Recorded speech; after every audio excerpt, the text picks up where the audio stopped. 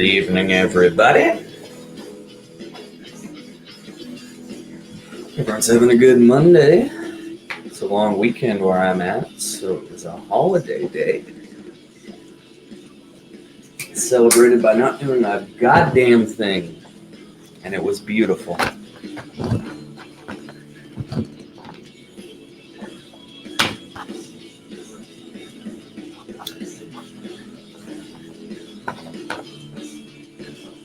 Yeah, hope you're all excited.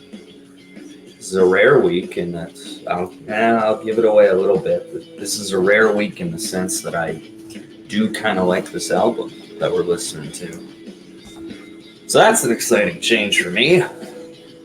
No more is it Attack or 303 syndrome for this week. I'm sure that'll change going forward, but we'll find out. Give it a tiny bit more time and we'll rip into things. For those of you just joining, again, hello. Hope you're staying hydrated.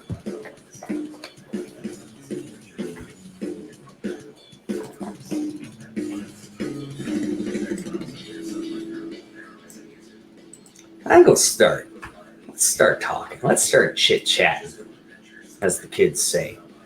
Welcome. This is episode number 9, if you're counting at home. That looks more like a 9. I'm going to go with that one. Of Peakton High School. This is a show from Bucketlist Entertainment where we take a retrospective look at albums from early 2000s, the MySpace era. This week is chosen by all of you in a landslide victory on our Facebook and Instagram pages. We are taking a look back at Escape the Fate's 2006 album, Dying is Your Latest Fashion. Before I rip into this thing, I will remind you all that this is an interactive show, so if you have any questions or comments throughout, type them in and we'll address them. Escape the Fate, if you're unfamiliar, have a pretty dramatic history, so I'm not going to dwell too long on it. If you want to fall down a major time suck rabbit hole, check out a pair of videos from a guy named The Cozy Representative on YouTube. It's everything you didn't even realize you thought you might maybe possibly want to know about the band. So in short, Escape the Fate formed in 2004. Dying is Your Latest Fashion is their first full length, and it's the only studio album to feature the original vocalist and all-around pretty shitty dude, Ronnie Radke. If you've not heard the band before, at least on this album, Escape the Fate is you could pretty easily call them a metalcore band, with elements of pop punk and 80s cock rock thrown in the mix. But yeah, with that, I think we'll start getting into this thing. So the webs we weave, if you've not heard this album before, this song encapsulates the whole thing pretty well. It's got the sing-o, it's got the screamo, it's got the big guitar harmonies and a little bit of hair metal riffing throughout. Yeah, I don't know what else to say other than this song is about as catchy as it was the first day I heard it.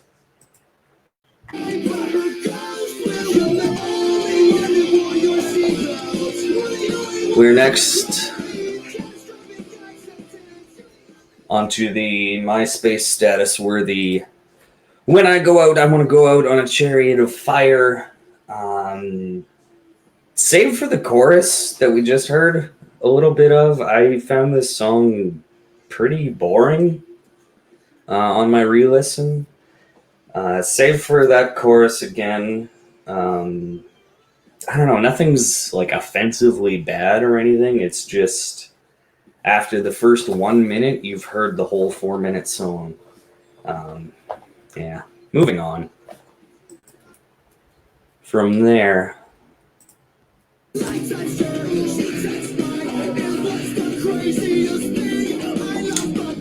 this one's rough. let's get a compliment out of the way. The chorus itself, pretty solid. It contains that title line of the album, "Dying is your latest fashion."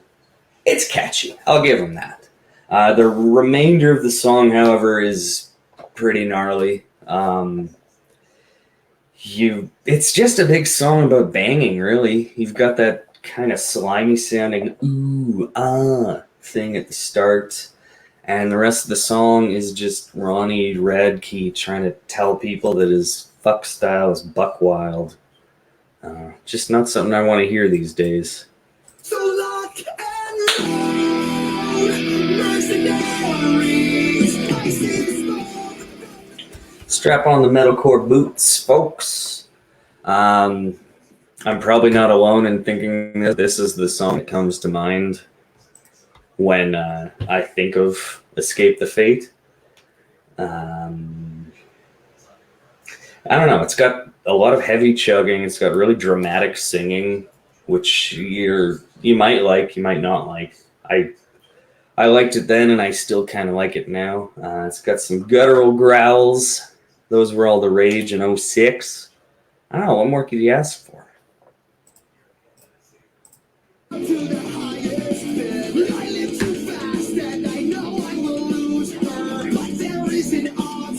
So this is probably as sort of pop punk as they get. Reverse the Curse. Vocally, Ronnie tries to adapt it, and it works okay. The only thing that weirds me out, and has weirded me out from the get-go, is how deliberately he pronounces all the words in the song. Especially in that line in the first verse. Let me get this right. I know I will lose her. I know I will lose her. I don't know. It might just be me, but next time you listen to it, just picture he's reading aloud in class as it has been told he needs to enunciate better. Because at this point, that's all I can think of.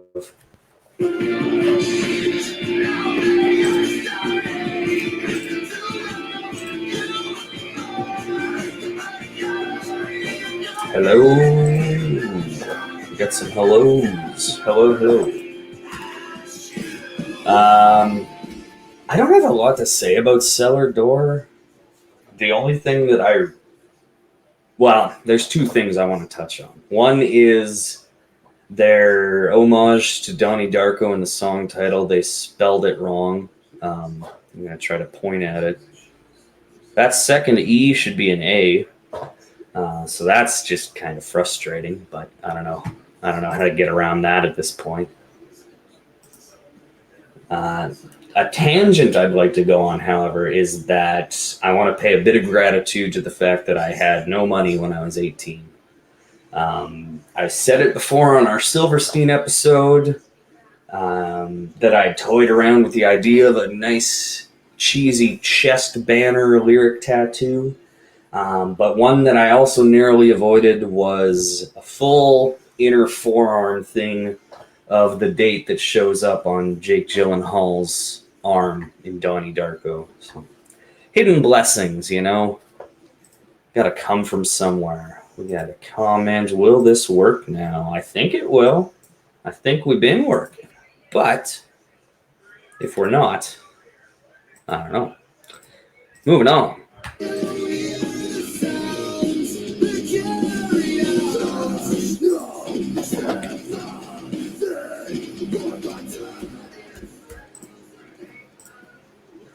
Get some Donnie Darko love in the chat. That's good. Has anyone ever seen that movie S. Darko? The sequel that had little to nothing to do with anything? I wouldn't recommend seeing it. I am just curious. I'm sure it's on some free streaming service at this point because I can't imagine it made any money. Anywho, There's No Sympathy for the Dead and the Guillotine, or the Guillotine, depending how you pronounce it, were both previously on demos or EPs, and it shows. This song leans way heavier into the metal aspect of things than it does the pop aspect. Not to say that this song isn't catchy, but I don't know. It sounds its age. How do you spell S Darko? The letter S space Darco or Darko perhaps. I don't know how Darko's last name is spelled.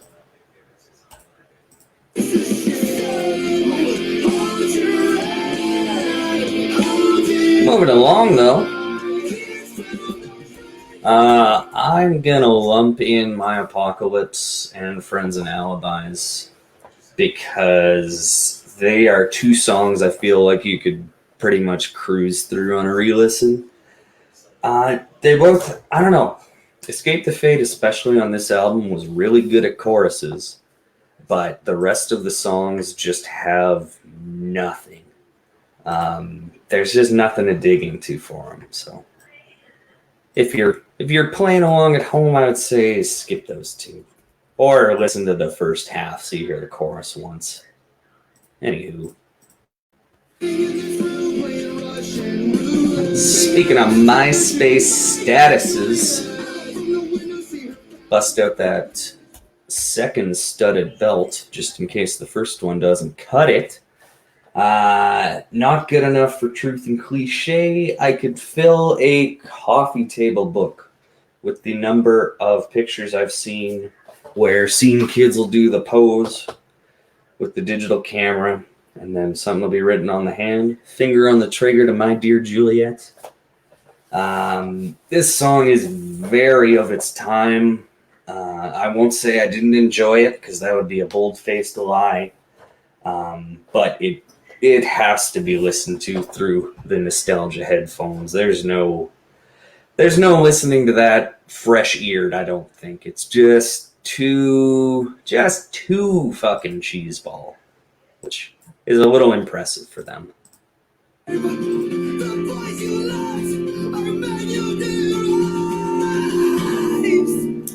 So we end things on a soft boy note. The Day I Left the Womb is the only acoustic song for what I think is a good reason. It's a shorter song, which is nice because it's a bit of a struggle to close out the album. You get the yell cry singing and the cheeseball lyrics that are really easy to hear because there's nothing to hide behind. Contrast that with a pretty bland acoustic progression and it just feels very thrown together.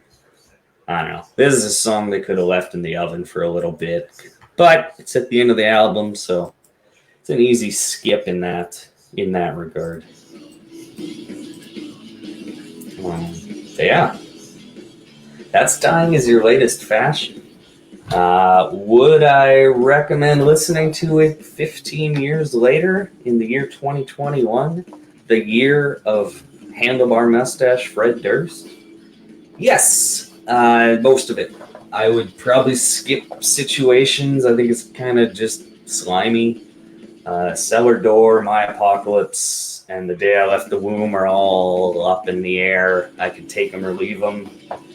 But I don't know. The remainder of the album is like solid cheeseball mid-2000s metalcore. And some days that's good enough for me. You know? Anyways, I'm going to start wrapping this thing up. So if you have any questions or comments, let me know. As far as other music which has come out in 2006, we got the Yeah Yeah Yeahs put out Show Your Bones, Moneen put out The Red Tree, Hostage Life put out Walking Papers, and for a little extra Canadian content, Halifax hardcore band Bucket Truck put out Favor the Bull. I was just listening to that last week, and it still slaps hard. As far as recent stuff goes, there's an album called Present Tense by a band called Fax that I quite enjoy. That's Facs. Heart Attack Man put out a single called Old Enough to Die that I've been listening to a lot. And The Bronx released an EP called Mexican Summer, which is everything you want from The Bronx. Let's see. With that, we'll start signing off here. You can keep up with Bucketlist Entertainment right here on this Facebook page. We've got Bucketlist Entertainment on Instagram and Twitter. Tomorrow, I believe, I'm not sure of the time. I'll double check that. Tomorrow, Jason is doing an interview with a band called Ages. I believe that's how it's pronounced. They spell it funny. Aeges. I'm going to go Ages. And if that's wrong, sue me, I suppose. I'm going to guess it's at 7 or 9 Eastern, 7 p.m. real time where I am. If you would like to keep up with me, you can do so on Instagram at JustinDoesWords.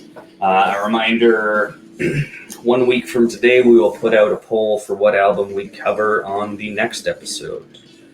Next episode will be in 2 weeks. What's that put us at? August 16th.